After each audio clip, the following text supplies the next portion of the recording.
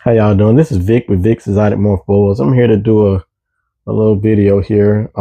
Guess I'll name it what? Information for amateur bull breeders, of those that are looking to breed in the future. I consider myself an amateur. I'm nowhere near a professional or expert at this. I'm still learning. I had me a successful litter this past April and produced some moon glows and some ghosts, motley boa constrictor imperators. This here is Nefertiti. She's my VPI um, albino boa constrictor imperator. This girl here is about, I'm gonna say, about 3.5 years old, and she'll probably be ready to put in a breeding project next year. I'll try her out. I have a male Aztec het VPI albino boa constrictor imperator male that I have for her. And one of the first things you got to figure out if you're looking to breed is what you want to breed. And once you figure out what you want to breed, how can you get there? There's two ways, and I chose probably the hardest. We ain't gonna say the hardest. I chose the cheapest way. When I wanted to decide what boys I wanted, I went with hets, because when you purchase hets, they're less expensive than purchasing your visuals. Now, it may take longer, or you may have a less chance of reaching your visuals when you pair them, but it's going to be the cheapest way to get to where you want to be. This here being a VPI, it's a recessive morph. So both parents would have to at least be het for a VPI for you to produce visual VPI boa constrictor imperators. And you have your incomplete dominant, such as your hypo, your IMG. Give me some more. Come on, Vic. Think. Motley. Those are just a few of your incomplete dominant traits. Those, if you have one of the parents that has one of those traits, supposedly half of your litter will be one of those. Like if I had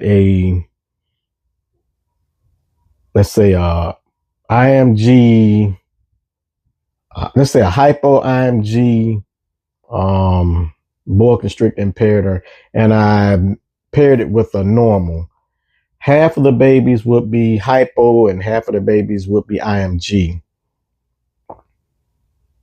because both they have two incomplete dominant genes. So to get visuals, only one of the parents would have to have one of those genes.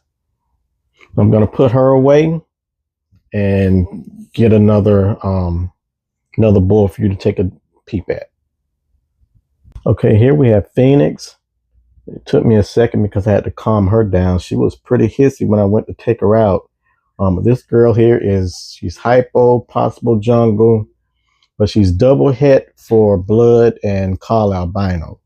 I purchased her in hopes of producing in the future some red dragons or sun dragons. The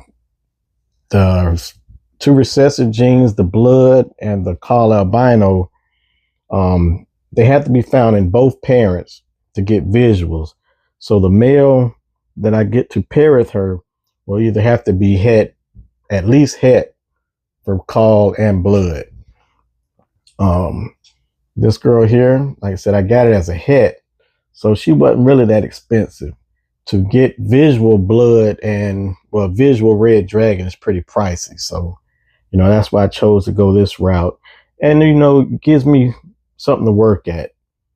So if I actually produce red or sun dragons, it'll be a real accomplishment to me, because I've had to put in the work to get that done. But she won't be ready for another couple years. I think she's about 2 years old. But she's a real beautiful snake. She has a lot of pink on her sides, which lets me know she's gonna produce some really nice colored babies if I get the right male. Anyway, I'll be right back. Okay, I'm back.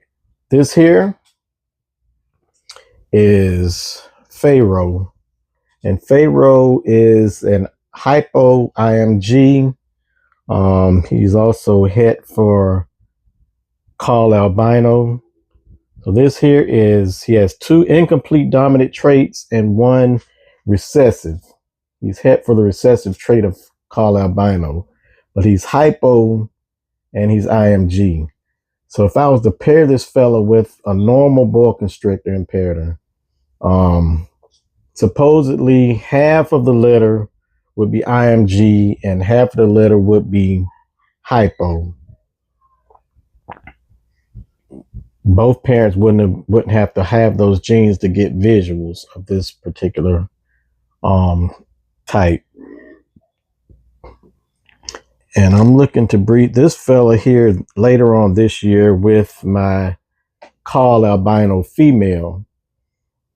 And if he proves out to be het for Call Albino, I should be able to produce some IMG Call Albinos and IMG Sun Glows if he proves out to be het for Call Albino, hopefully.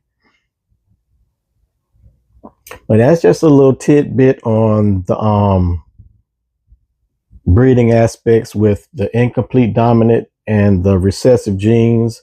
Again, to give a summary, to get visuals with recessives, you have to have both parents to at least carry the gene, either heterozygous or homozygous when you get the visual form of it. Both parents would have to carry the recessive trait to get visuals. In the case of the incomplete dominant genes, only one of the parents will have to carry the trait to produce visuals. Anyway, I hope this gave someone a little help with their breeding process for the future.